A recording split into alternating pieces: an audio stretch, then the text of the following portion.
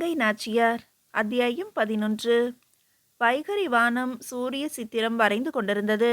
மதுரமாக விழித்து எழுகிறது மதுரை மாநகரம். விடிந்தும் விடியாததுமாக அரண்மனையில் அந்த செய்தி பரவி அலைமோத செய்தது. சிறைக்கூடத்திலிருந்து மறவர் நாட்டு இளவல் நாராயணதேவனும் அவனது அருமை நண்பன் வேலுத்துறையும் தப்பிவிட்டார்களாம். ஆ, எத்துணை துணிச்சலாக தப்பிவிட்டார்கள்! மன்னர் திருமலை நாயக்க பூபதி புரிந்து கொள்ள முடியாத விழிப்பு மேலிட்டால் அதிகாரிகளுக்கு கட்டளை பிறப்பித்துக் கொண்டிருந்தார். மதுரை மாநகரின் எல்லை காவல் வீரர்களுக்கு உத்தரவுகள் பறக்கின்றன. மதுரை இளவரசனும் திருமலை நாயக்கரின் புதல்வனுமான முத்து வீரப்ப நாயக்கன் முகம் சிவந்து பற்களை நரநரவென்று கடித்தான்.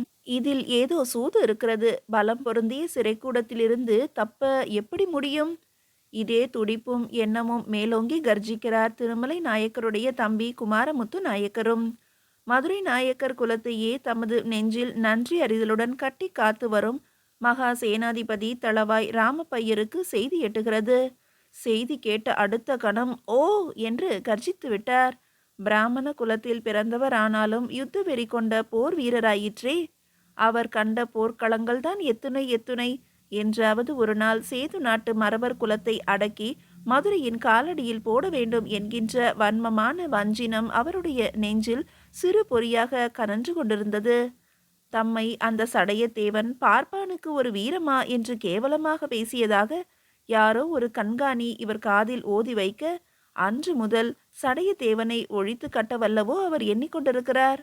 இதன் காரணமாக மதுரை இளவரசியை சந்தர்ப்பம் நோக்கி காதலிக்க வந்த சேது நாட்டு இளவல் சடையத்தேவரின் தங்கை மகன் நாராயணதேவன் வசமாக அகப்பட்டு கொள்ளவே சிறையில் அடைத்து மகிழ்ந்தார். அந்த நாராயணதேவன் தப்பிவிட்டான். தப்பிக்க காரணமே இல்லை. யாரோ உடனிருந்து உதவி செய்திருக்க வேண்டும். யார் அது? அவசர அவசரமாக காலை கடன்களை முடித்து கொண்டு அரண்மனை நோக்கி விரைந்தார் தளவாய்.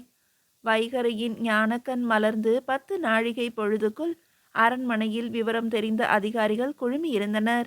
தூது வந்த நாராயணதேவனையும் அவனது நண்பன் வேலுத்துறையையும் சிறையில் அடைத்த செய்தியை மிகைப்படுத்தாமல் கட்டிக்காக்க முனைந்தவள் திருமலை நாயக்கரின் பெரிய தேவியும் நாயக்க ஆட்சியை தமது முந்தானையில் முடித்து பண்பாக கட்டி காப்பவளுமான ருத்ரபதி அம்மாளாயிற்றே. இச்செய்தி மறவர் நாட்டுக்கு எட்டினால் மதுரை நிச்சயமாக பங்கப்பட்டுவிடும் என்று கணித்து அது விஷயத்தில் மிகவும் கவனமாக இருப்பவள் மதுரை ஆட்சியின் சர்வ வல்லமை பொருந்திய பெரிய நாயக்க மாதேவி. ஏன், நாராயணதேவனை ஒரு ராஜதந்திரம் கருதித்தானே ருத்ரபதி அம்மாள் இரவோடு இரவாக முனைந்து விடுதலை செய்திருந்தாள்.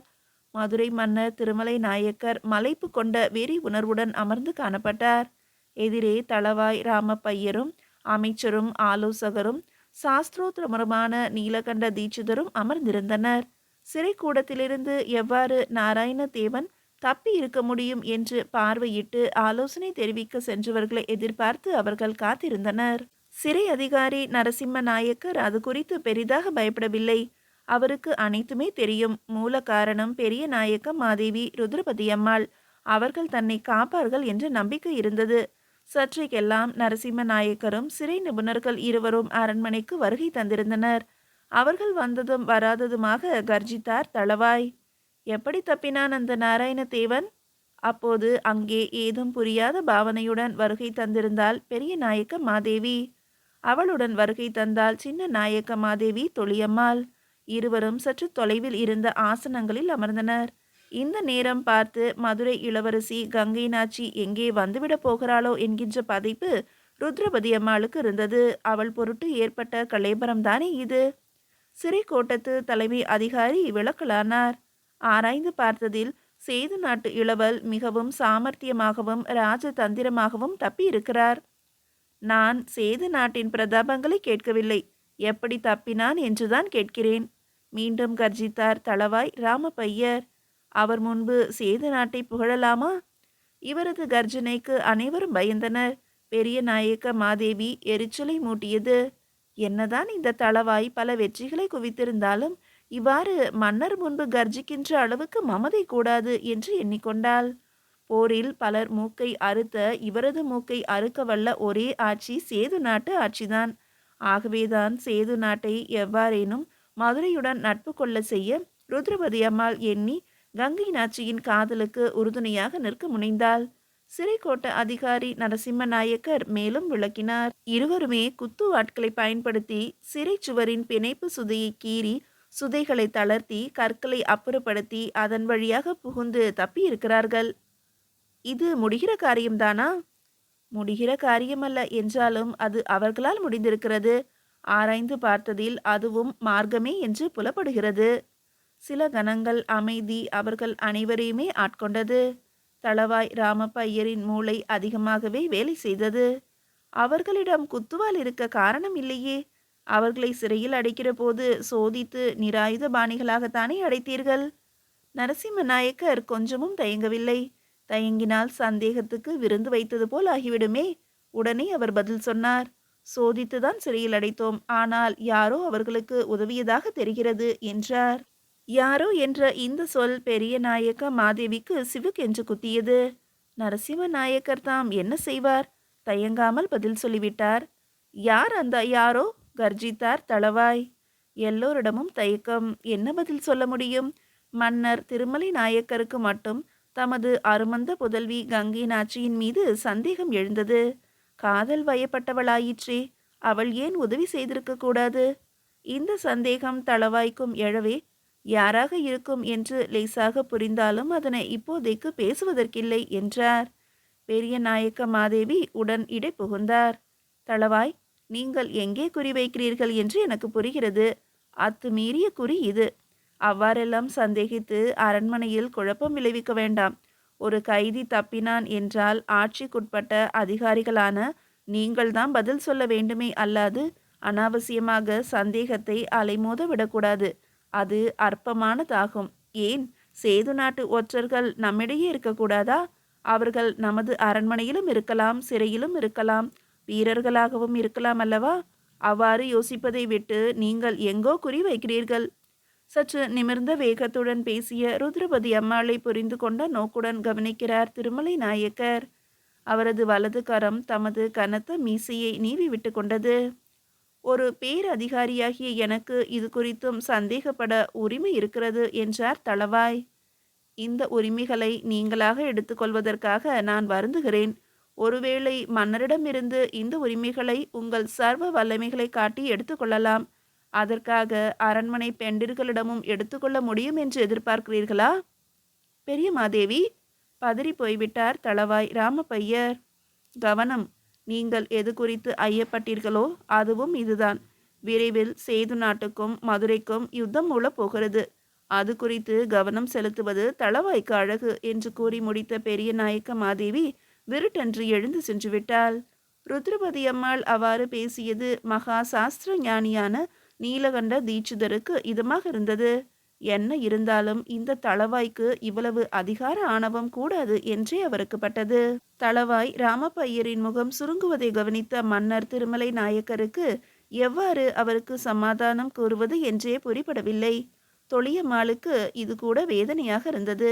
என்ன இருந்தாலும் அக்கால் இப்படி ஈட்டியை எடுத்து குத்துவது போல ஐயரை பேசி இருக்க வேண்டாம்.